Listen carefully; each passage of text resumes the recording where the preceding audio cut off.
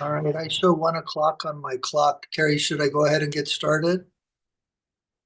Yes, that would work. All right.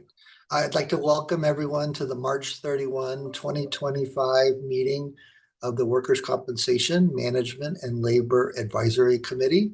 I'm Patrick Priest, the co-chair for the management side. And as we do each time, I wanted to start with an affirmation. And that is that we would like to thank everyone for their time, effort, and participation in our work before us today. We want to recognize that it is very difficult and important work, and we appreciate and value the perspectives and professionalism that everyone brings here today. Thank you. And with that, I will give it to Terry to do a roll call. Hey, Sarah Merrick. Hello. Sarah Duckwall. I'm here. Co-chair Strickland. Present by video. Ryan Hearn. Present by video. Margaret Whittle. I'm here. Stacy Llewellyn. Present. Lauren Bowling. I just saw him. I know he's here. Where is he? I know he was having audio issues on a meeting I had with him about an hour ago. So I see. Oh, wait, he's here, but his mic is not working. Okay. Co-chair Priest. Present. Emily Rivas.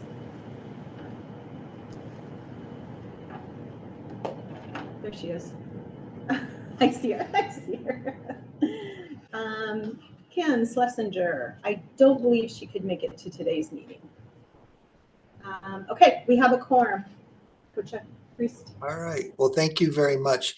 I know we have a quick meeting, but I wanted to pause and just allow there to be time for public comment, should there be any. We do not have any in the room. I'm scheduled. I heard someone speak. Yes, hello. Hi there.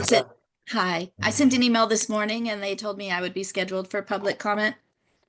Okay, is it public comment, or I think you were going to speak about a bill that's on our. Well, I was going to speak about a agenda? bill, correct. All right, well, we'll delay it till then, Okay. if you don't mind. All right, well, with that, it seems as though I don't see any hand raised. I will move forward into unfinished business, the task before us today. And I understand that late we've got some testimony to hear. And the first on my agenda is Senate Bill 606. And I believe that there is somebody who is signed up to testify. Let's see. And Terry, I'll have you introduce them since it's kind of late.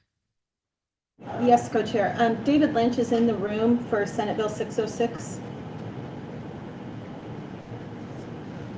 Okay, good morning, co-chairs and members of the committee. For the record, my name is David Lynch, and I'm a mental health registered nurse at the Oregon State Hospital, where we provide treatment focused on hope, safety, and recovery. I've been working at the Oregon State Hospital for 13 and a half years and have been the union president for the RNs and nurse practitioners for the past 8. The Oregon State Hospital provides clinical and patient wraparound services for individuals who require psychiatric evaluation, diagnosis, and treatment, as well as community outreach and peer support. The work we perform at OSH is unique and comes with its own challenges. We care about our patients and want to be present for them in every way. There are countless stories about workers being severely injured while on the job by patients experiencing a mental health crisis, and I'm one of them. April will mark 4 years since my traumatic brain injury. It was 6 months of constant medical appointments, physical therapy, occupational therapy, neurologists, neurooptometrists, MRIs, explaining why Dada has to wear sunglasses inside and isn't safe to be alone with you anymore. Yet, many of us return to OSH and show up for the patients. Many OSH employees intentionally come back to work after sustaining injuries because to them, to me, it's not just a job, it's a passion rooted in helping those who have been forgotten and underserved by most of society. As president of my local, it's long overdue to have the same PTSI presumption as the Department of Corrections. Both environments are incredibly stressful working conditions. However, a major draw for our members who transfer to corrections is they know the injury rates are much, much lower. It's much lower at Department of Corrections than the Oregon State Hospital. Including us who work at the State Hospital in SACU is a sign of validation and recognition for those of us who show up every day for those with the most needs. The current workers' compensation process is not working, and it makes us feel invalidated. It's undeniable that workers are sustaining mental health injuries, and anyone who steps inside the state hospital can quickly see the high levels of stress and anxiety we live with every day and take home to our families. We cannot and should not look away from the clear data that shows the high level of physical trauma and the inevitable mental health effects these injuries have. Thank you for your consideration, and I hope you can support the workers who care for the most acute and vulnerable individuals in the state of Oregon. Thanks. Thank you very much for that testimony and that brave story. And thanks for your work, and I appreciate it. Are there any questions for I have Scott Strickland with his hand raised.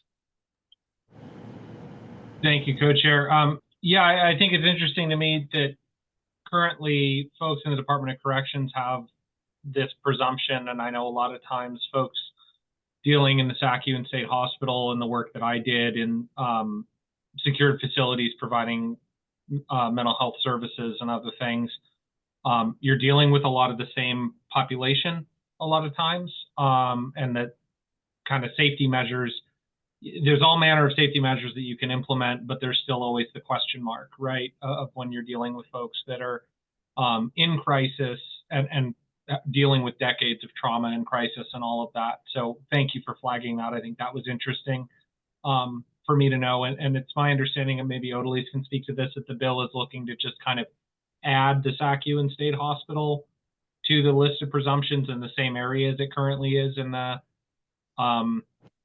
for the Department of Corrections folks. Is that correct?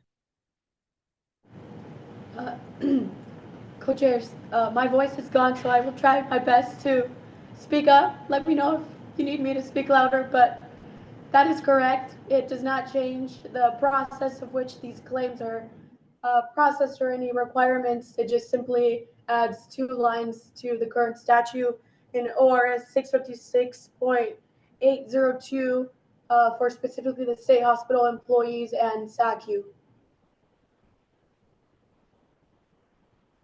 Thank you. Thank you very much for that. And sorry to hear about your voice, Odalise. But Sarah Duckwall has her hand raised as well. Thank you, Co-Chair Priest, and thank you for your brave story and your work that you do, Mr. Lynch. I do have a question with something you said in your statement, if you could clarify. You said the workers' comp system is not working and it makes it invalidates you or makes you feel invalidated. Could you explain that situation so I can understand it better? Yeah, we're not included in the same boat as corrections. So the work we're doing is, I would say, more acute, more dangerous, and we don't have the same workman's comp presumption that they do. Okay, so you feel invalidated because of the presumption? Okay, and how about how is the workers' comp system not working? Can you explain that piece?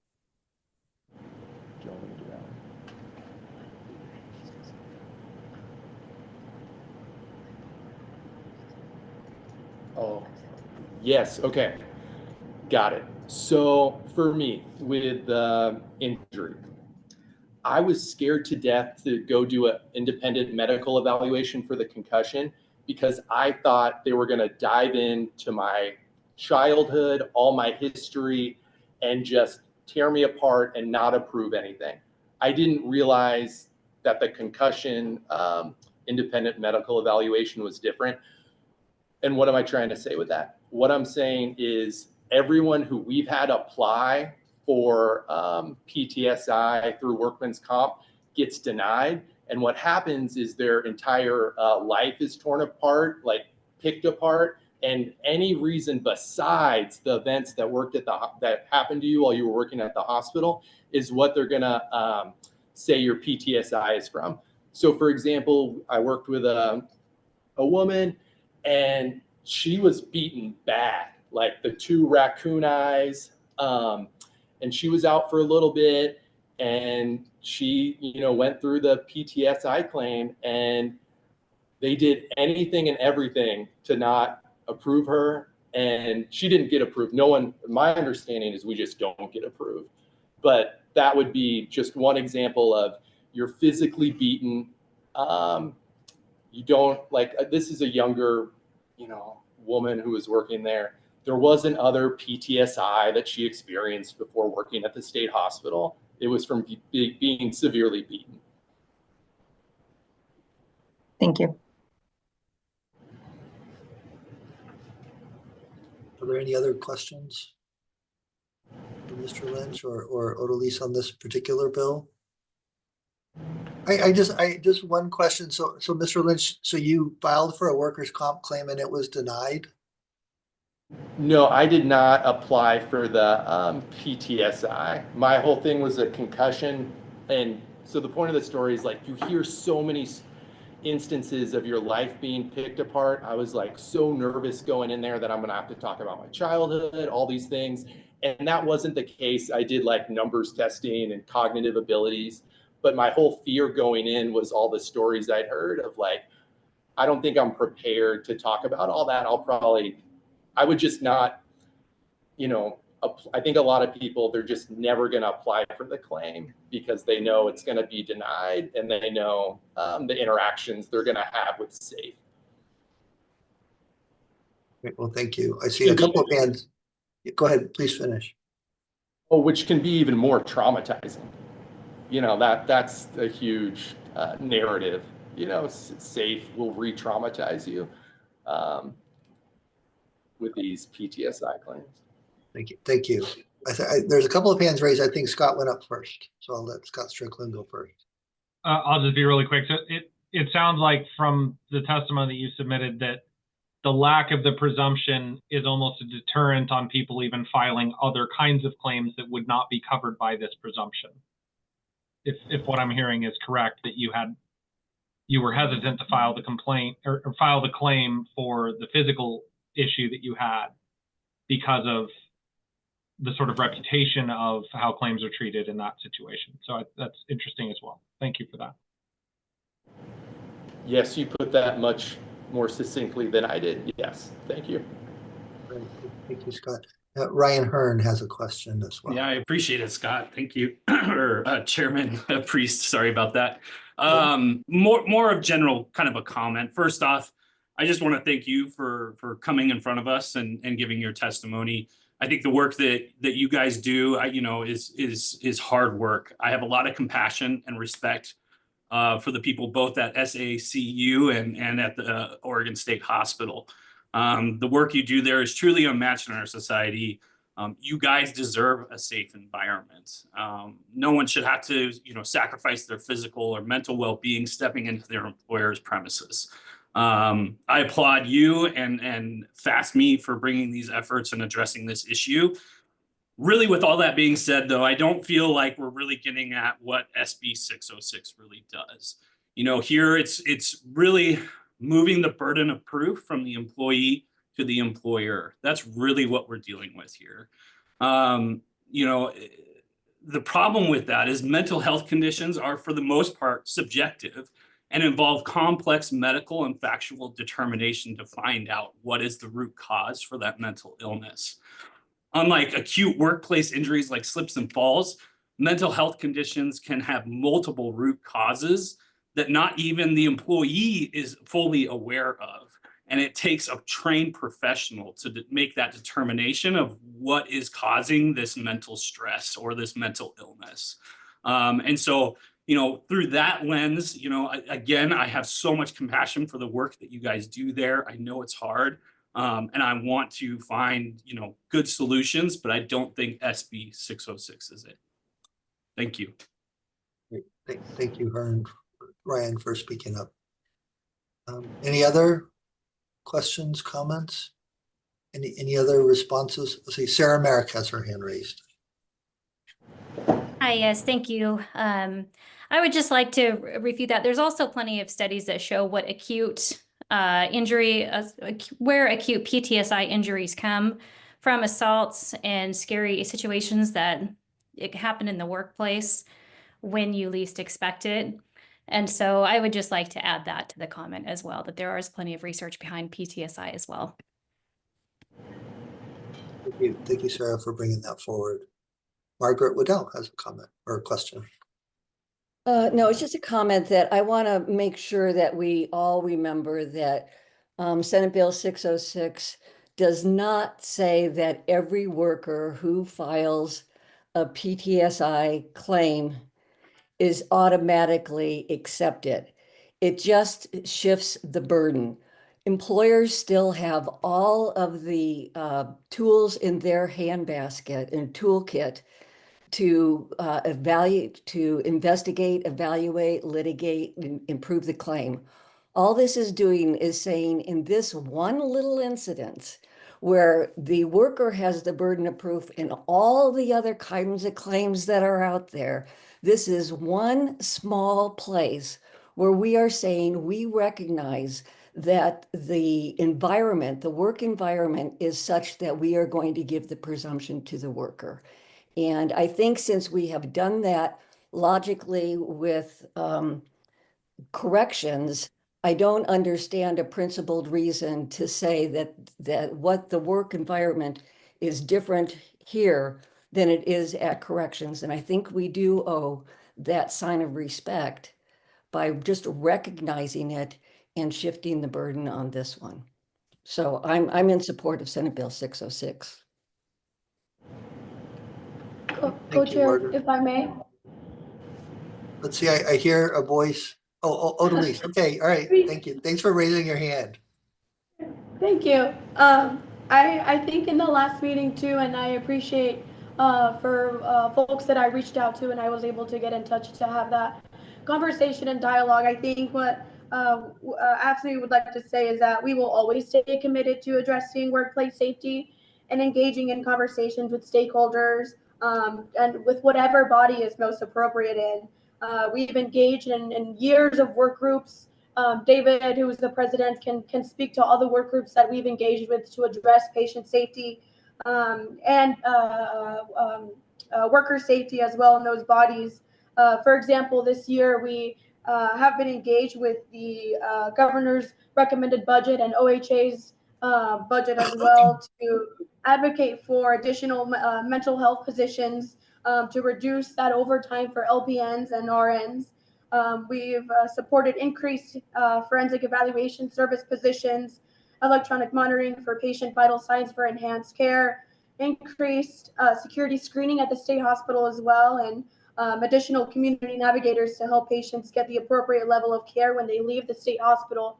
So we have done multiple and engaged in a lot of ways of advocacy to make sure that our members feel safe at work. And this is one of just, I think, the pieces to the puzzle. It's not a one size fits all. It's, you know, by doing one thing, it's going to solve all the issues. But I think this is in tandem with all of our efforts for the last couple of years. And yeah, David, you want to speak to any of the work groups that you've engaged over the last years? Because this is always and will be an ongoing conversation.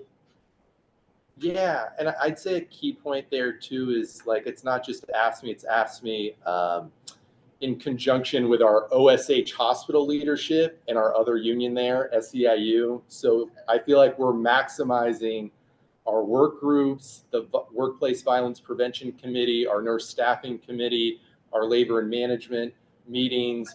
We have committees upon committees upon committees. We have just a lot of work that we are constantly doing, but our population at the Oregon State Hospital is 90% aid and assist, and it's turn and burn. We can't we can't have open beds, so it's just a breakneck pace of admissions, transfers, discharges. It's wild there all the time, and so it's still people like I get the complexities of PTSI, but if someone, you know, gets you down and beats the hell out of you for 5 minutes, what, you know, how do you want us to respond to that? You know what I mean? Like that seems, yeah, I don't love that argument at all. I think it could be picked apart really easily. So we're doing everything within our capabilities and maximizing our efforts, and it's still multiple people every week being taken out via ambulance or going to seek emergency medical care. So we're doing everything, and this is still where we're at. So I think that's just really important if you need more context of the state hospital. Thank you very much for that. Sarah Duckwall has her hand raised. Thank you, Co-Chair Priest. I just have a question. Do you feel your employer is doing everything, or do you feel it's situationally just up there at the high risk category that we're speaking about? Yeah, when I say leadership, I mean our employer. So Oregon State Hospital leadership, our employer, yes, I'm looped into every single thing they have going on. And it's full, like we're in total survival mode all the time. It's not anyone there because, oh, all these people in these leadership positions at the Oregon State Hospital could go make more money somewhere else and have half the stress. So I do believe they're doing everything within their power, within you know, the laws and rules, which we try to push and change too. But yes, I feel like we're going hand in hand in essentially everything. AFSCME, SEIU, and our employer, Oregon State Hospital, Oregon Health Authority. I just read an article, quick follow-up, just an article today about fear of losing accreditation for the Oregon State Hospital due to a quote, serious threat to public and patient health and safety. So I don't know if anyone can comment on that or would care to. I don't. Sure. I would say for that one in particular, it's too fresh and I can't give any details on, you know, what's been going on. But this happens. We've been in this same position multiple times over the past couple of years, right? So we're in the paper, it's immediate jeopardy from CMS. It's very serious things happening. And so OHA, what they did in about a year ago, so they contracted with Chartis, which is this consulting group to help keep hospitals out of non-compliance with CMS. So they spent $2 million. There's been a lot of changes. We're in the midst of a change right now for a psychiatric intensive care unit that I think it'll be a wonderful thing. And I can't say if it would have impacted what happened recently. But thank you for that. I appreciate your perspective. Okay.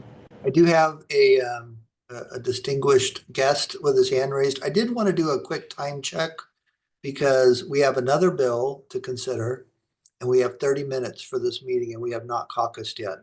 And so I wanted to find out among those on the quorum, are those able to stay an extended period of time? I want to listen to all this important testimony. I think it's all important. I think it's been a good discussion, but I wanted to just gauge people's ability to stay longer. Maybe till, let's say, 2 p.m., just by a show of hands, who's able to stay till 2 p.m.? I see, I don't see Sarah's hand raised. Sarah, you're not able to stay? And I don't see Sarah's I just hand put it raised. in the chat. I could stay till about 1:45, 1:50. 1:45, Margaret can stay. I don't know, Terry, I'm going to rely on you. Is that enough for a quorum? It depends. I'm- How long- Sorry, not to interrupt. I may be able to stay just on audio, but probably to Okay. about 1:45. Well, it's an important, and then maybe Terry, just tell us, can this be deferred to our meeting on Thursday? Is there a time pressure to this being acted on today? They have a hearing tomorrow morning at 8 o'clock. So they would like a vote today. Okay. All right, with that, I call on our two gentlemen with their hands raised. Do you want to make your comment and allow us to move forward, or would you like to defer your comment and let us go into the caucus? If I can make a quick comment, that would be lovely. Sure, you're welcome to. Thank you, Thank you, Chair Miles Priest. Palacios. Yeah. Yeah, Miles Palacios here, Chief of Staff for Senator Campos, who is the introducing legislator of this bill. Just wanted to make a really quick comment.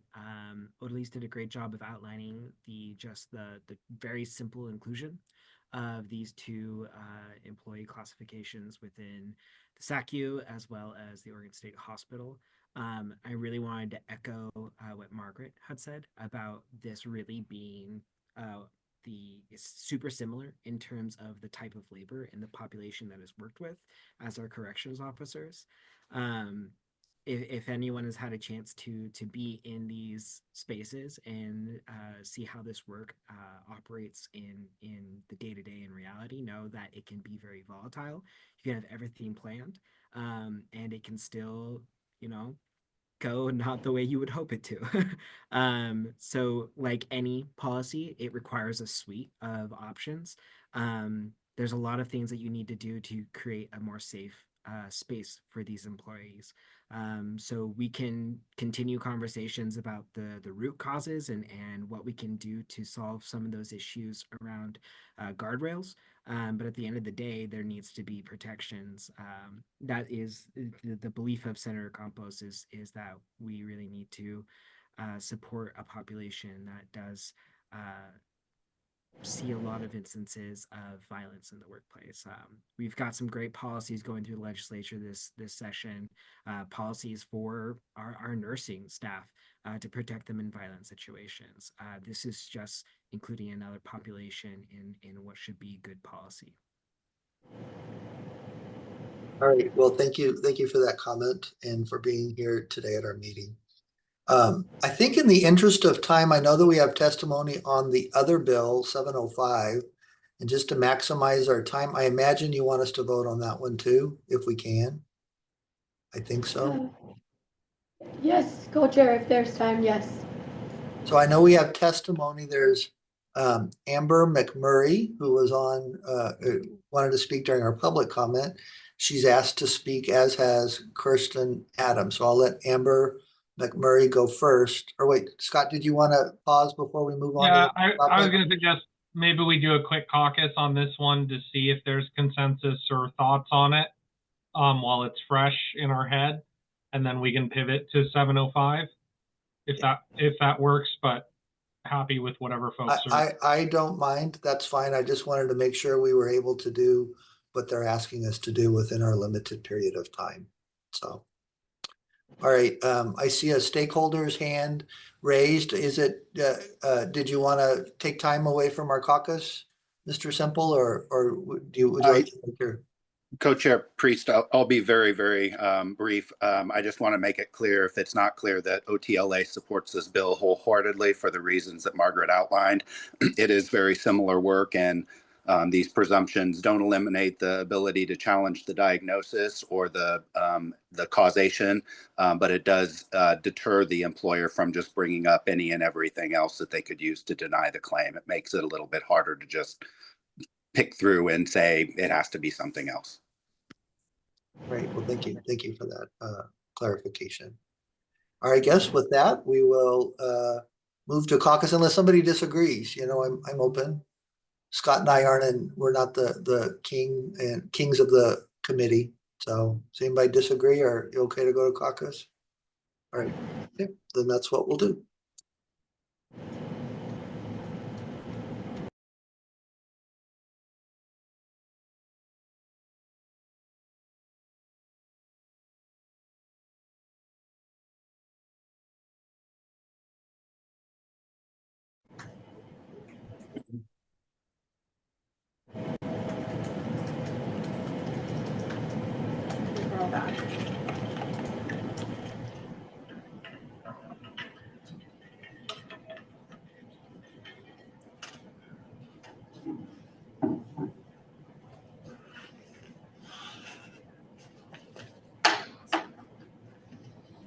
I think everyone is back in the room. And I know there is some time pressure, and I believe, unless somebody in the caucus disagrees, we will go ahead and move to the motion phase. All right, with that, I will entertain a motion on Senate Bill 606. Chair Merrick. I would like to move that we pass and support, or at least support Senate Bill 606. All right, I have a motion. Is there a second? Ryan Hearn. Yes, I would like to second that motion. Okay, we have a motion and we have a second. Is there any further discussion on this? Seeing none, all those in favor signify by saying aye. Aye. I vote aye as well. Any opposed? Okay, passes unanimously. As to our next item, Senate Bill 705, I would move that MLAC recommend the legislature not support Senate Bill 705. Second. Scott Strickland has seconded. Is there any further discussion on this bill? Scott Strickland. Yeah, I just want to clarify that my second is signifying that I believe there's more good work to be done in subcommittee over the summer on this. And it's my understanding that everyone in the stakeholders are committed to doing that to make sure that we really do this 100% right. So it's not to signify that I don't support the bill or the concept. It's just that I'm not supporting the timing right now. So, and committed to that subcommittee work. So really look forward to engaging there. Thank you for that comment, Scott. I would reiterate that from the management side as well. It is on our work plan. We're committed to it and just feel as though 705 is not close enough and that we would really want to continue work on that important initiative. So, all right. And at our next meeting, we do talk about our work plan. So in our next meeting, we'll have time to talk more. All right. So with that discussion, we'll take a vote. All those in favor of the motion, which is not supporting Senate Bill 705, signify by saying aye. Aye. Aye. All right, I vote aye. Any opposed? Okay, also carries unanimously. Thank you very much. It was a very collaborative effort. I appreciate everyone's time, attention, and extra time this time to get this work done.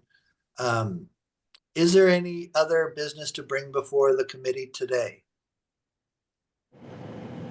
Co-chair, I will see you all Thursday. Okay, all right. We'll Nice see you job, Terry. Thursday. Thank you very much, everyone. Meeting is adjourned. Thank you. Bye-bye. Thanks.